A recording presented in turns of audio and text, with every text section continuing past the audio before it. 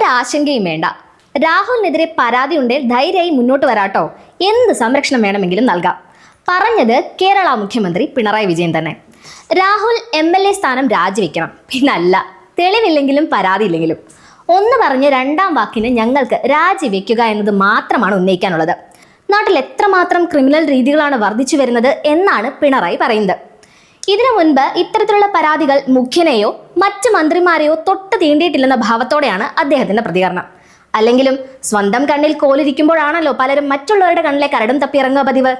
എന്തായാലും മുഖ്യന്റെ പ്രതികരണമൊക്കെ കഴിഞ്ഞപ്പോൾ പ്രതിപക്ഷ നേതാവ് VD സതീശനും വെച്ചു ഒരു വാർത്താ സമ്മേളനം.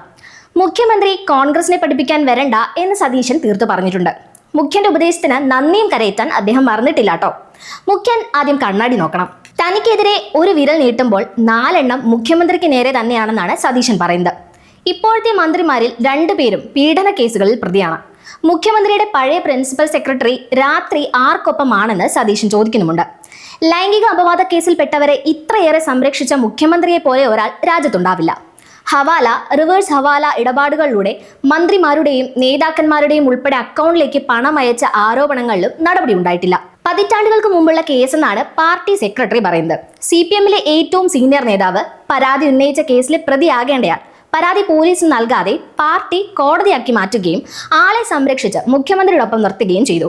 പരാതി കൊടുത്തതിന്റെ പേരിൽ ആ നേതാവിനെ മുഖ്യമന്ത്രി മാറ്റി നിർത്തി. മുഖ്യമന്ത്രിയുടെ ഭാഷയിൽ പറഞ്ഞാൽ ഒരു അവതാരം വന്നപ്പോൾ മുഖ്യമന്ത്രിയുടെ പ്രിൻസിപ്പൽ സെക്രട്ടറി ആരോടൊപ്പമായിരുന്നു. ആ അവതാരം എത്ര CPM നേതാക്കൾക്കെതിരെ ആരോപണം ഉന്നയിച്ചു? അവർക്കെതിരെ ഒരു കേസെടുത്തോ? ഒരു പാർട്ടി നടപടി ഉണ്ടായോ? മറ്റൊരു മുൻ മന്ത്രിയുടെ ഓഡിയോ 2 വർഷമായി വാട്സാപ്പിൽ കറങ്ങി നടക്കുന്നുണ്ടെന്നും VD സതീശൻ വാർത്താ സമ്മേളനത്തിൽ ആരോപിച്ചു. സതീശന് പിന്നാലെ മുഖ്യമന്ത്രിയുടെ സർട്ടിഫിക്കറ്റ് ആവശ്യമില്ലെന്നും മുകേഷിനെ 2 തവണ നിയമസഭയിലേക്ക് മത്സരിപ്പിച്ച മുഖ്യൻ തങ്ങളെ ഉപദേശിക്കേണ്ടെന്നും മുരളീധരനും പറഞ്ഞു വെക്കുന്നുണ്ട്.